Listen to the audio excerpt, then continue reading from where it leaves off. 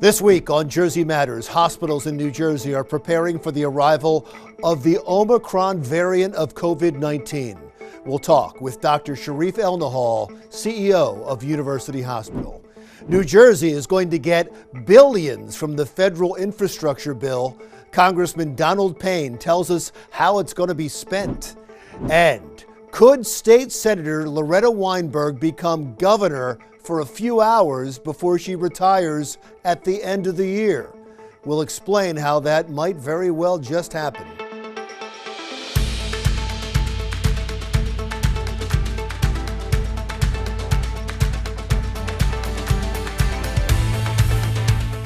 Hello and welcome to Jersey Matters. I'm Larry Menti. Let's get right to Dr. Sharif El-Nahal, President and CEO of University Hospital in Newark.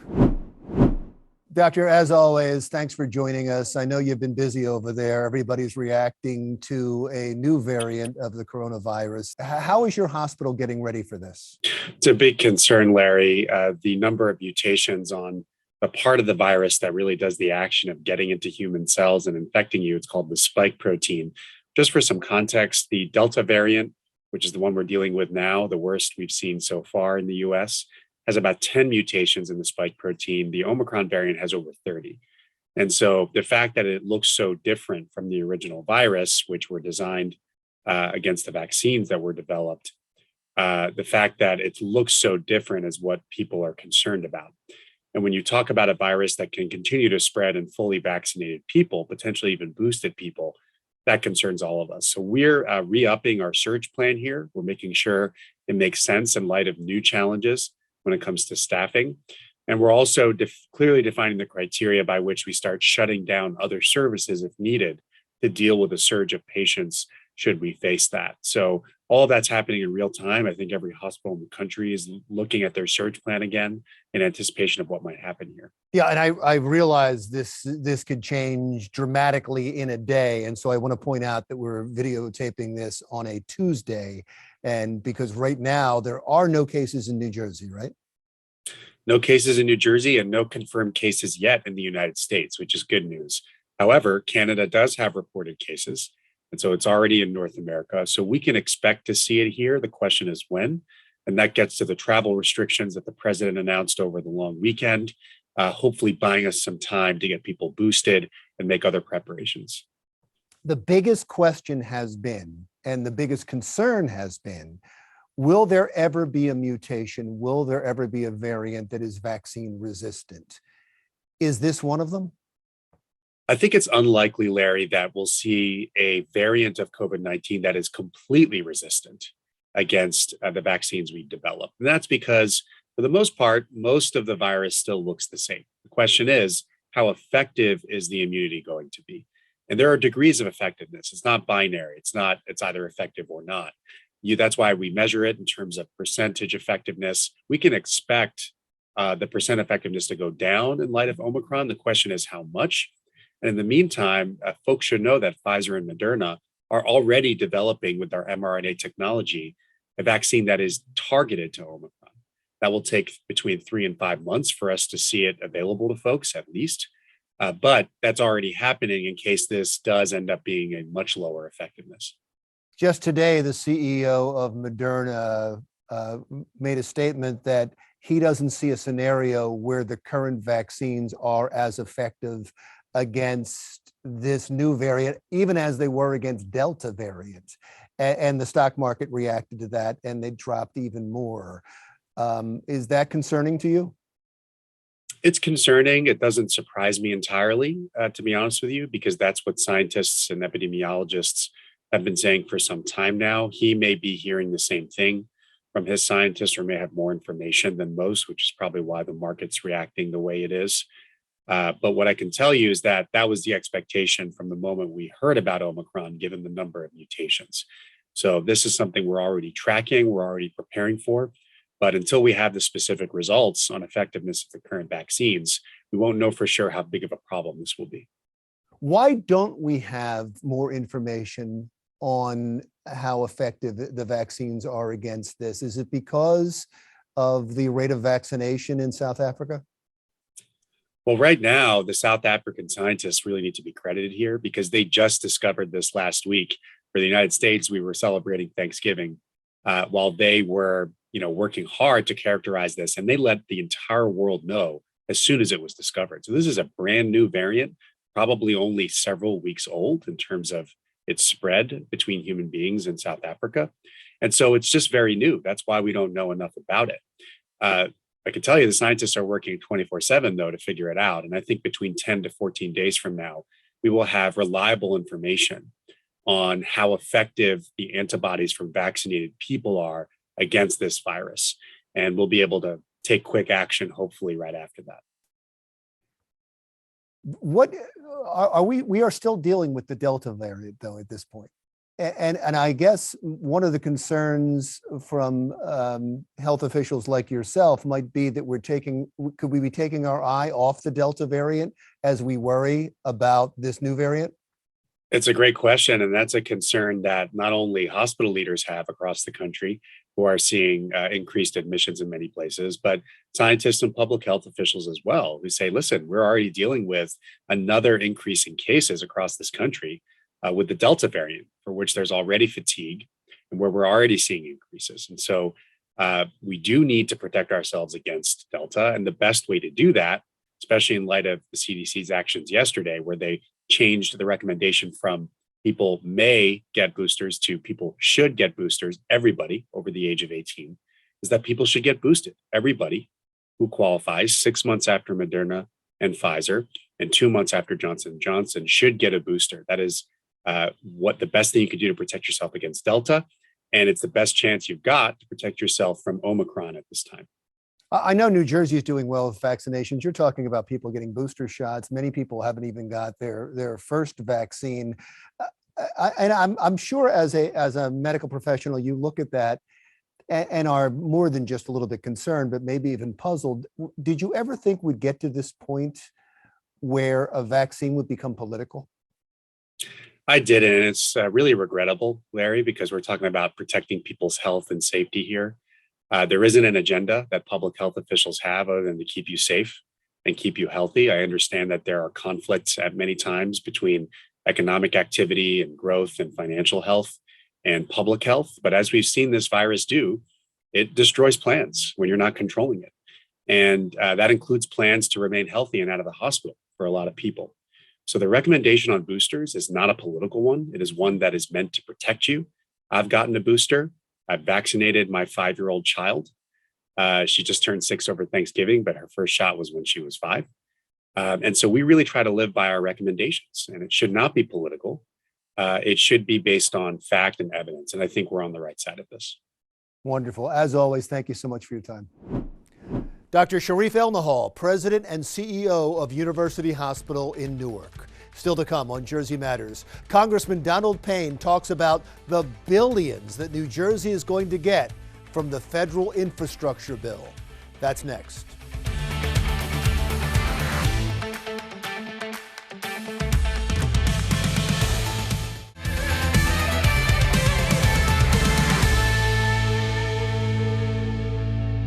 Welcome back to Jersey Matters. Finally, after all the tax money New Jersey sends to the federal government, we're going to get a big chunk of it back after President Biden signed the $1 trillion infrastructure bill.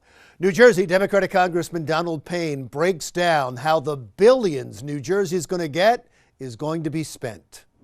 Congressman, thanks so much for joining us today, and congratulations to you and the rest of the New Jersey delegation on the infrastructure bill.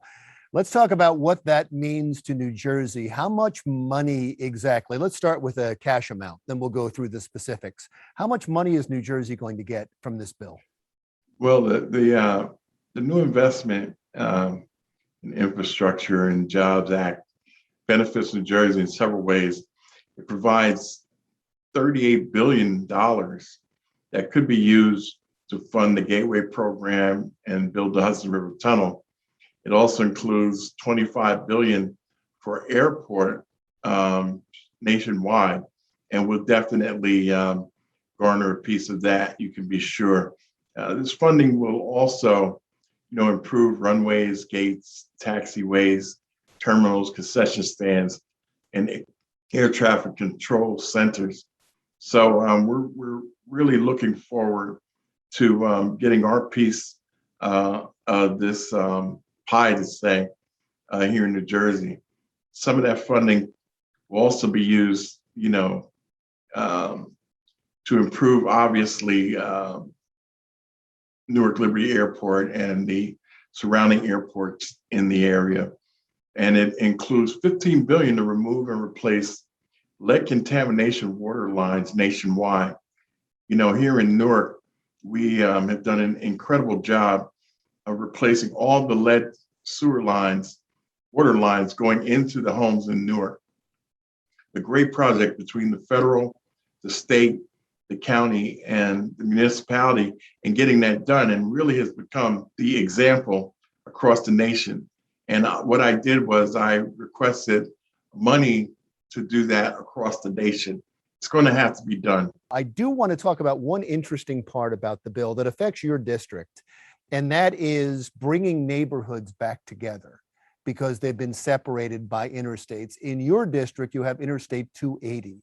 How is that going to happen? How do you bring the neighborhoods together that were split by 280? Well, it's a culmination of the county and the state and the municipal government working together to bridge those gaps that were created by the highways. And it is a concerted effort that's going on in all the communities. The new law provides about $1 billion for reconnecting these communities, and programs are removed and readjust highways that run through lower income neighborhoods. This funding, it could be used to remove Interstate 280 and reconnect the neighborhoods. In addition, the new law includes $21 billion to clean up Superfund sites. And if you know anything about Northern Jersey, we have our share of Superfund sites. So that was really good news to have come through this bill as well.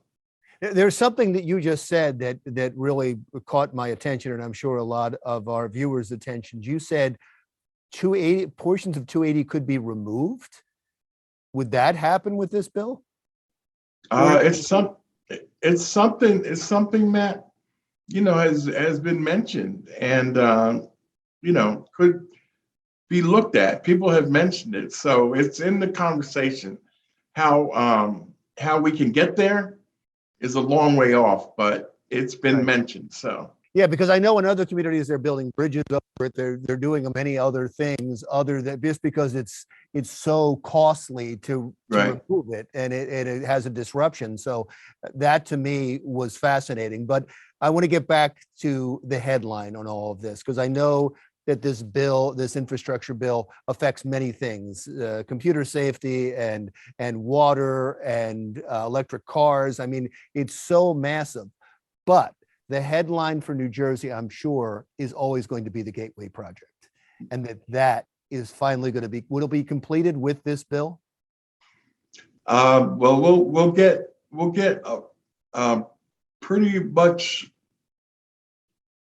pretty far into the project and could be finished. I've been elected chairman of the rail subcommittee in transportation, and it was no mistake that I vied for that position with the Gateway project looming. And so now, I'm sitting in the catbird seat to make sure that this project can move forward expeditiously. So our commuters going into New York City for their everyday jobs can get there smoothly and efficiently. We've already bidded out the Portal North Bridge, which is one of the major choke points on the Northeast Corridor. And that's been bidded out, and construction should be starting soon. So we're delighted at that prospect. The Gateway project is starting, and we're going to continue to push through on the River Tunnel project. Well, congratulations on the chairmanship. And it's not just the Gateway project, but improvements on the whole Northeast corridors. So, it sounds like you'll be overseeing a lot of that. So we're looking forward to see what you do. Congressman, as always, thank you so much for your time today. Democratic Congressman Donald Payne Jr. Still to come on Jersey Matters. Recreational marijuana is now legal in New Jersey. Is it coming to your town? Most likely not. We'll have that story for you coming up next on Jersey Matters.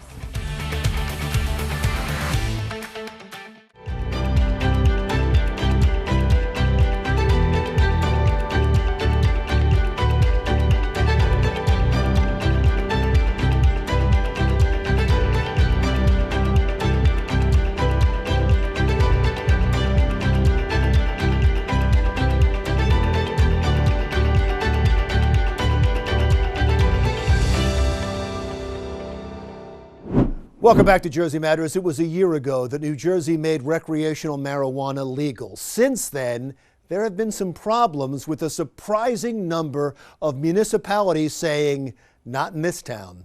Jersey Matters' Kimberly Kravitz says yet another New Jersey town has banned marijuana sales. Kimberly. Yeah, Larry, after reading into the tea leaves, we learned that most New Jersey municipalities have banned the sale of recreational marijuana. We're standing in the town of Toms River, which is the most recent municipality to permanently ban recreational marijuana businesses. So we were told that we had a limited amount of time, that we needed to ban it so that we would have more time to really research the subject and put it into ordinances in the right way. Laura Urich of the Toms River Town Council was the one member that fought to keep the sale of marijuana in town.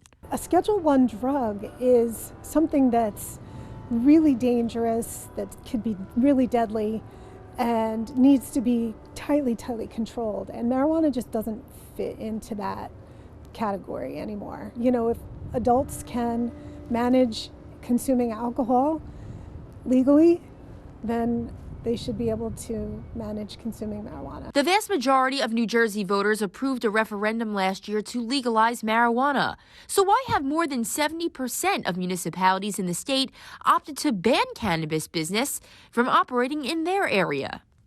Roughly 100 towns opted in, 500 towns opted out. Edmund DeVoe of the New Jersey Cannabis Association says that although the sale of recreational marijuana is permitted here in Jersey, without a blueprint to follow, many cities have decided to eliminate cannabis business altogether, at least for now. So we completely understand why so many towns opted out to begin with. They were waiting for the CRC, the Cannabis Regulatory Commission, to actually publish regulations. Some of the state's larger cities that lean Democratic have banned marijuana sales, including Camden. Camden was almost at 79.6, 80% voting yes for the referendum. Camden County, I think, was close to 74, 75% voting yes for the referendum. So it's been mandated by our citizens. However, there was some work that needed to be done to make sure these things were implemented right. Nichelle Pace of the Camden Business Association and chair of the Camden Cannabis Committee says that race relations played a part in their decision. Because this is a historic event. You know, Prohibition took a lot from many Black and brown communities. So this is a really, really big lift that we get it right. We are a very diverse state, diverse population. Camden in particularly is a 96% Black and brown community. So basically, from what I can gather, anyone is able to opt in and operate on state guidelines. But if they choose to opt out, they have more control over how they want to regulate it in town and then have an option to opt in later on. With the way the legislation and regulation is drafted or written, municipalities at the time of the deadline, the regulatory deadlines back in August, if a town opted in, they opted in. If a town opted out, they were allowed to opt back in at any time. And as far as I know, there were only 3 municipalities that did absolutely nothing. You'll start to see more municipalities opt in. That's another thing, because of how the legislation was written. If you didn't opt out, you didn't really have as much control as you wanted over the industry in your town. But if you did opt out, you can opt in at any time. But by the looks of it, not Toms River. Medical marijuana has been legal in the state of New Jersey for 10 years, and the Township Council has never picked it up. They've never discussed it. They've never brought it to the table. So if for 10 years they haven't broached the subject of medical marijuana, I can't imagine after banning it that they're going to broach the subject of recreation. Now, local officials do not have to take action, but if they don't meet their deadline, the town will automatically be forced into a set of cannabis rules. They can change their mind after 5 years' time. For now, reporting from Toms River for Jersey Matters, I'm Kimberly Kravitz. All right, thank you, Kimberly. Next on Jersey Matters.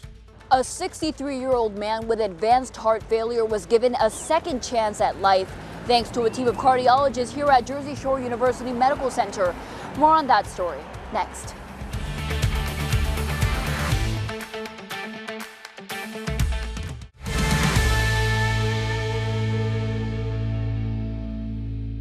It's the second week of Hanukkah, the festival of lights that is celebrated for 8 days in the Jewish faith. Many commemorate the rededication of the Holy Temple by gathering in congregations and reciting prayers. The holiday comes to an end on Monday night.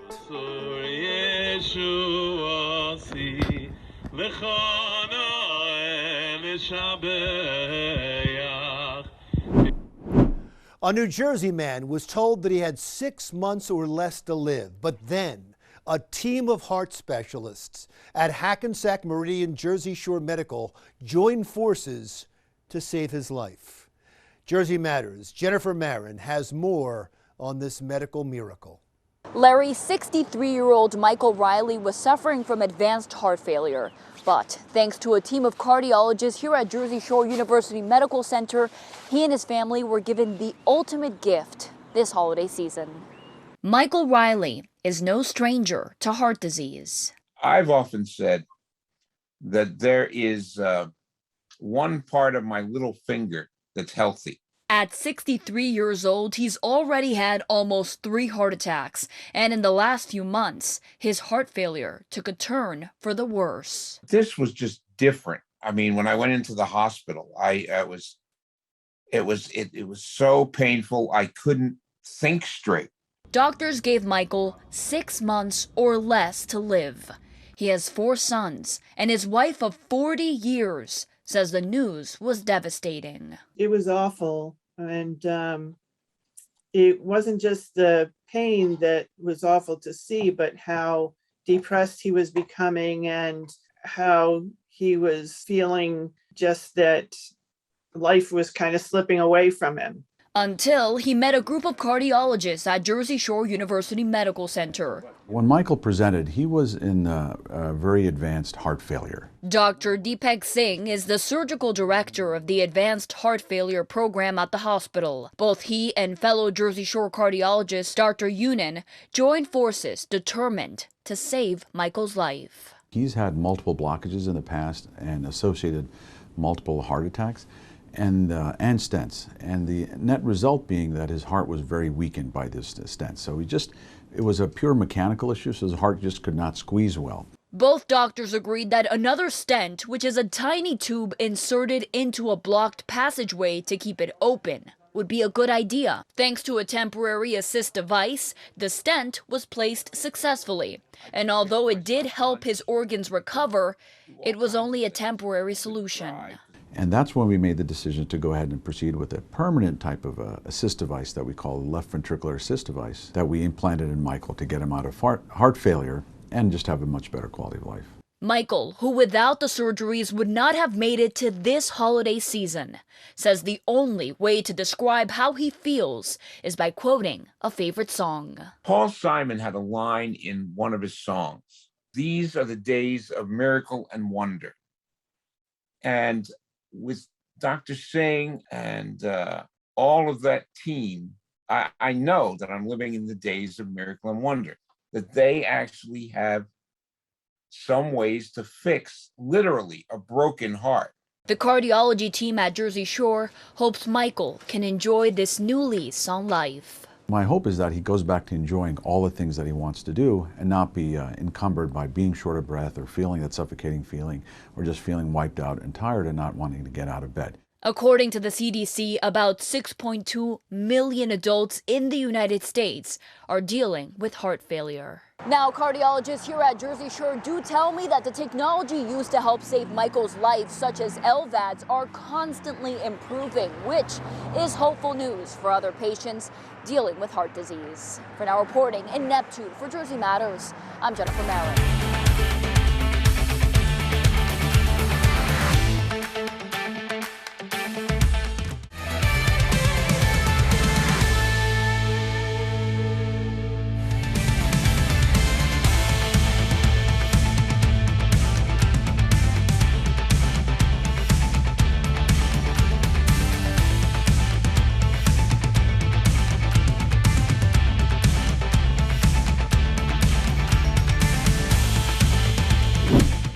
Welcome back to Jersey Matters. I'm Larry Menti. As you may have heard, the New Jersey Senate is losing a legend.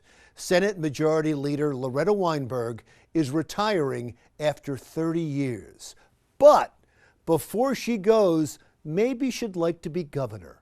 I talked with Senator Weinberg about the possibility. Senator, thank you so much for doing this. I just read a story when I was doing some research about what to talk to you about. I just read a story about you becoming governor.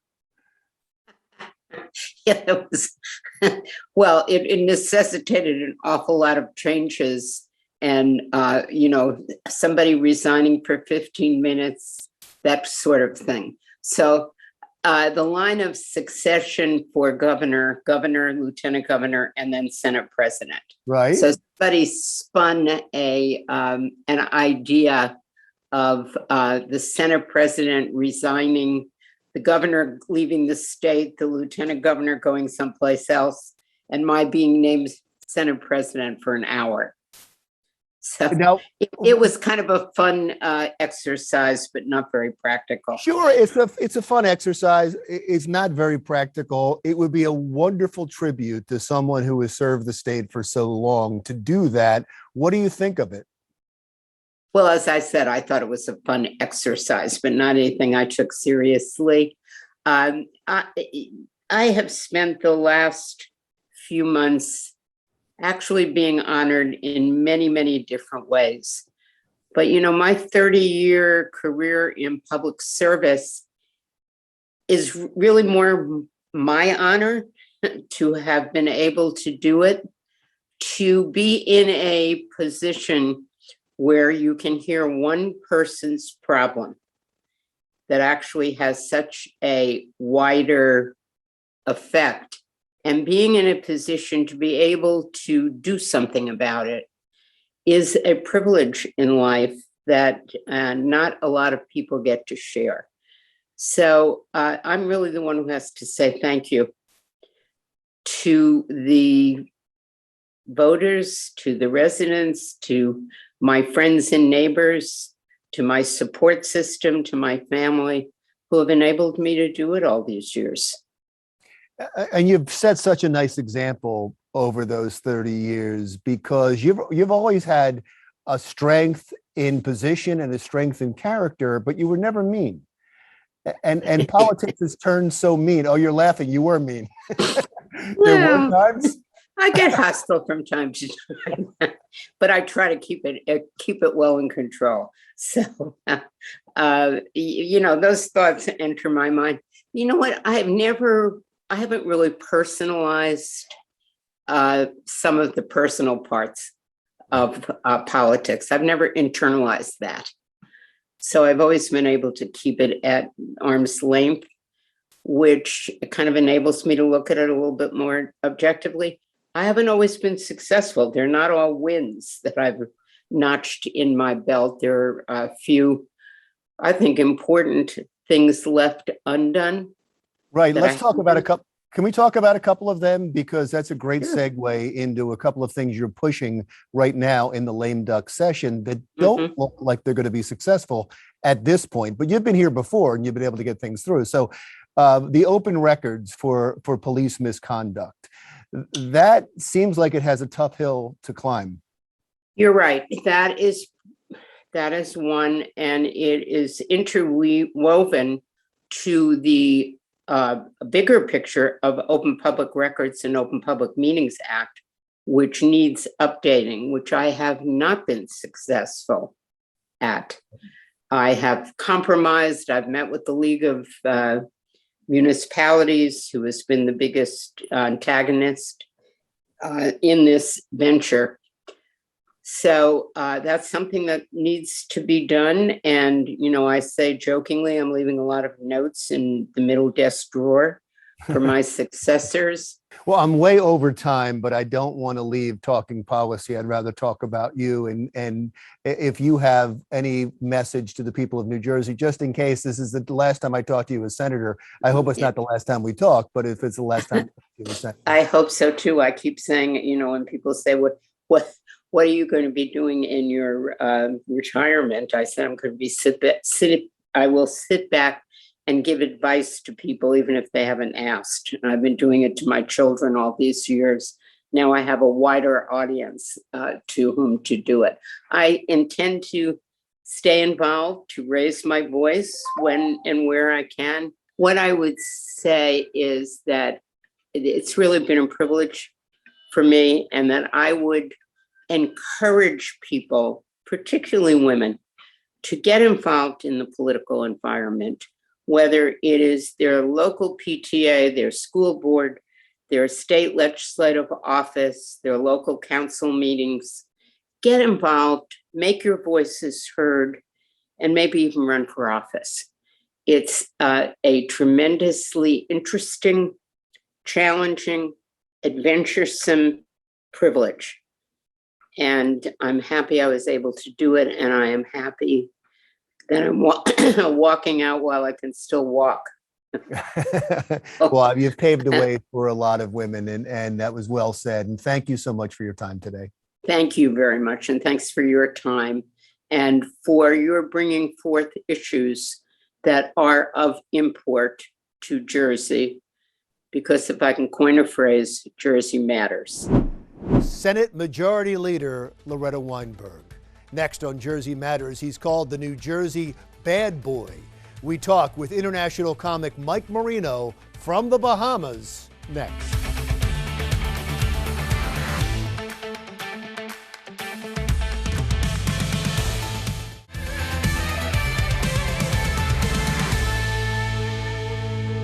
A World War II shell is found on a beach of Wildwood, New Jersey this past week, causing police to evacuate 2 blocks.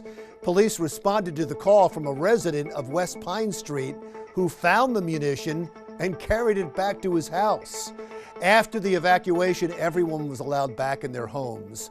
Wildwood police want us to pass on this reminder: if you see a World War II shell, leave it where it is and then call them.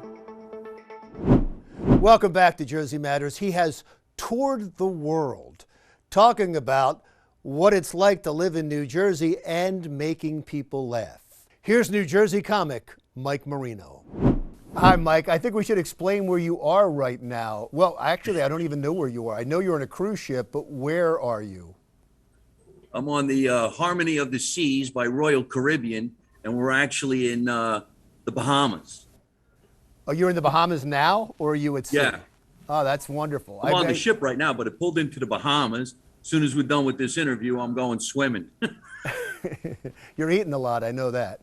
Oh my gosh, the food is out of control. Yeah, on every cruise, that's the way it is. Now, you're known as the New Jersey Bad Boy.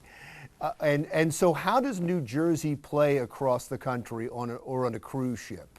People react right away? Tremendously, because I mean, I never called myself New Jersey's bad boy till I moved to California, and it was people out in Los Angeles that said, "You people from New Jersey, you sound like bad guys from the street, you know, you Italian wise guys." And I'm saying to myself, what are you talking about? I'm not connected. I don't know anybody. And they said, "Yup, that's it," and they love it. So wherever I go, it's a hit. Now, this, so to speak. We had, right. We talk about politics a lot on this show, and I don't know if you officially announced, but you were talking about running for president in 2020. What about 2024? Oh, yes, I have to now. I'm running for president in 2024. I got a great platform. You don't know nothing, you don't see nothing, you don't say nothing. Perfect. I'm ready to roll. Now, you say you can fix the country in 3 months? 3 months. All I have to do is relocate the White House from Washington to New Jersey because nobody will know where we are. And then if they can't find us, there's nothing they can do about what we do. I love the reason I obviously set you up because I love your act, and I know it plays well across the country. What about in New Jersey? How are you accepted here when you come back? Tremendously. It's like a football team coming home to play the home game at Giant Stadium. I'm a very lucky and blessed guy.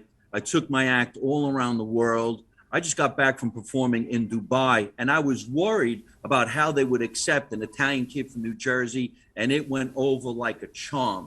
And I even told the people in Dubai they could vote for me in 2024.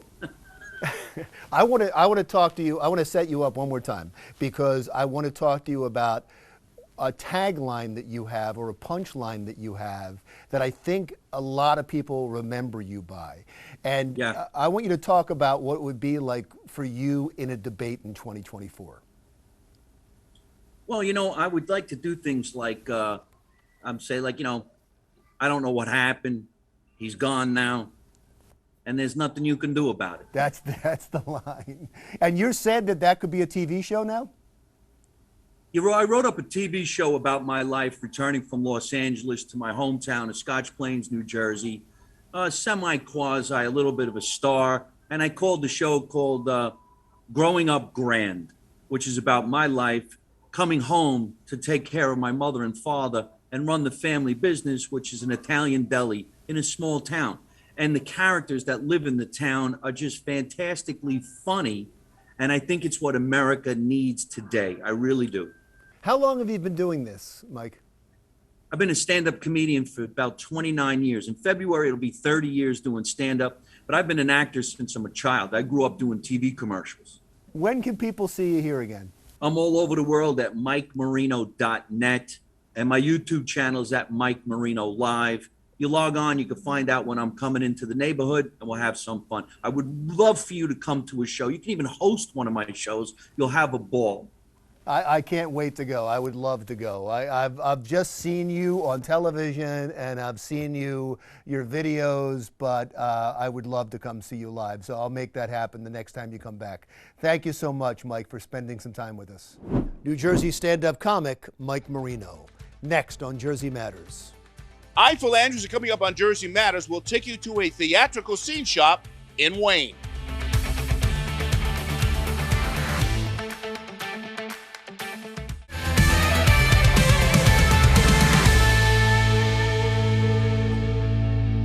Welcome back to Jersey Matters. If the heart of Broadway is its actors and directors, then set design and props are its pulse. Phil Andrews takes us to a company in Wayne that creates stage props and scenery for the city's most celebrated theatrical productions. Phil. Well, let's face it, folks, when we go to Broadway, we do so to be entertained and dazzled by the singing, dancing, and acting up on the stage. But sometimes it's the actual surroundings that can also steal the show. I mean, what would the Phantom of the Opera really have been like without all of its magnificent set designs?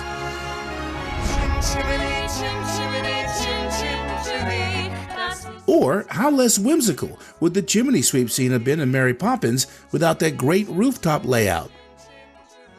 Well, welcome to Empire Technical Fabrication, a 17,000 square foot facility here in Wayne that makes stage props and scenery for some of Broadway's most celebrated theatrical productions. The company? Well, it's the brainchild of Ryan Hales, Jeremy McComish, and Jeremiah Lamb.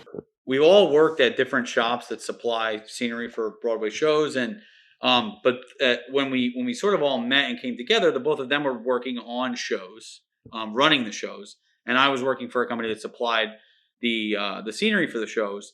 And we interacted on a couple different shows, and we started talking about how there needed to be another shop on the market, and some things came together, and next thing you know, we decided to start a company. We did a lot of support items for a number of shows to start, like whether it's rehearsal scenery or platforms in the trap room or backstage. But we worked on the Phantom of the Opera international tour. We worked on A Christmas Carol. We worked on the full Tootsie musical that's touring right now, was built by us. We rehashed and rebuilt parts of Anastasia tour that's out right now, as well as doing a mechanized effect for the Cats tour that's out right now. And this, by the way, is the mechanized prop that Brian was talking about. Basically a platform that extended out to pick up an actress on stage and then bring them off stage. Now, Empire Theatrical Fabrication actually got its start in 2019. Yes, only a few years ago. And things, as you can see, were off to a great start. And then COVID-19 arrived and shut down Broadway and other theatrical venues, leaving this dynamic trio with the task of reinventing themselves. We had 3 shows we were building at the time that theater basically shut down, and all 3 shows we were working on stopped work with over like a 1 to 2 week period. So they teamed up with the Rockwell Architectural Group in Manhattan and started building curbside dining pods to help fuel the Big Apple's outdoor dining phase, which more than helped fill some of their financial void. We didn't really have an option but to try to seek out other work, and so we did. And frankly, we now have clients in markets that we never expected. So, and it pushed the team from an engineering standpoint to do things that we never would have done theatrically. And of course, now that the theaters have reopened, Empire Technical Fabrication has been able to focus on what they want for the company moving forward. I would like to see that the ETF product becomes more widespread within the market, and that our name comes with a connotation of quality and dedicated service. Really focusing on putting out a quality product in a timely fashion that people want to come back to us for. Because let's face it, the show must go on. In Wayne, for Jersey Matters, I'm Phil Andrews. All right, thank you, Phil. My commentary is next.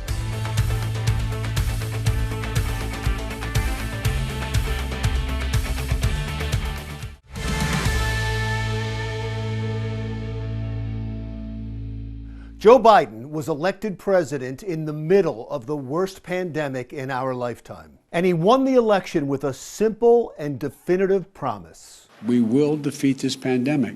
It was a powerful message to a country terrified by the spread of COVID-19. After he was sworn in, for months, Biden enjoyed immense popularity fueled by his promise to defeat the pandemic.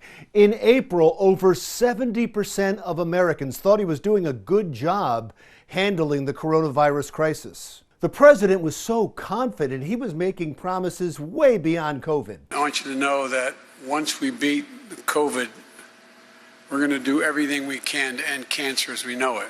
A noble idea, but the cure for cancer is going to have to wait because people continued to die in large numbers from COVID-19, especially from the Delta variant, and the president's popularity withered. 50% of Americans now disapprove of the way the president is handling the coronavirus, and that is dragging his overall approval numbers to 36%.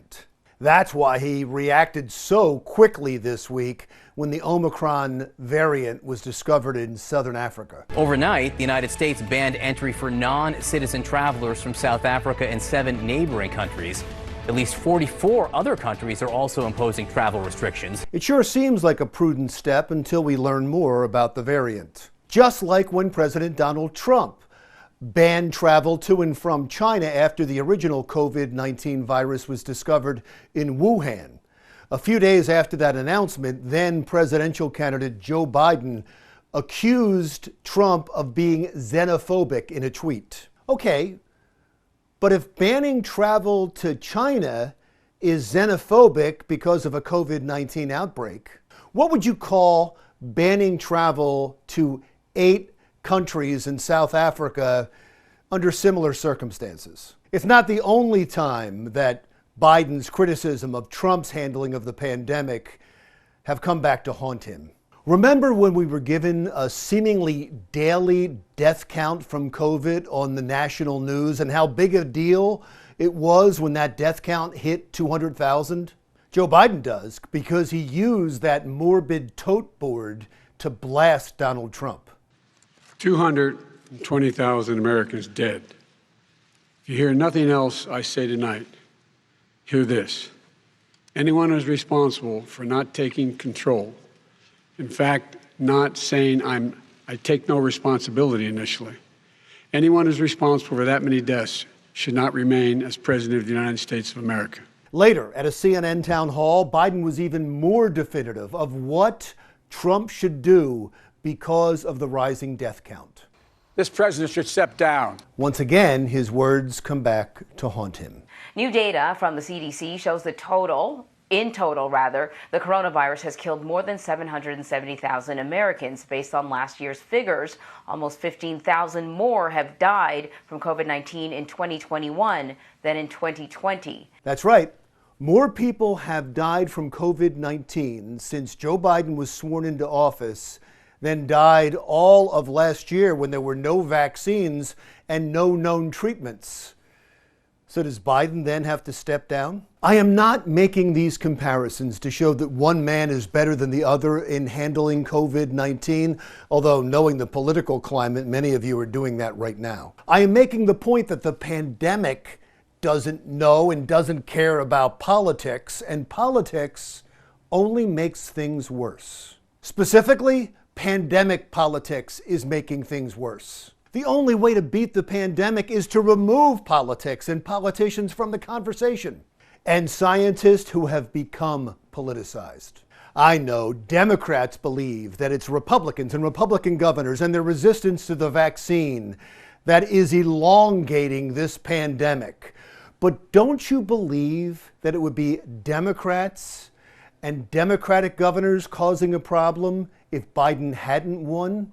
And before you say no, remember this. If Dr. Fauci, if the doctors tell us that we should take it, I'll be the first in line to take it. Absolutely. But if Donald Trump tells us that we should take it, I'm not taking it. I'll tell you what, the way things are going right now, this pandemic is going to claim 2 presidencies, and you would think politicians would want nothing to do with it, but they can't leave their egos at the door. A nonpartisan team of scientists and medical professionals are the only ones that should be addressing the nation about the pandemic. We all need to come together on this. And that can only start when we get politics and politicians off the stage. I'm Larry Menti. We'll talk again soon.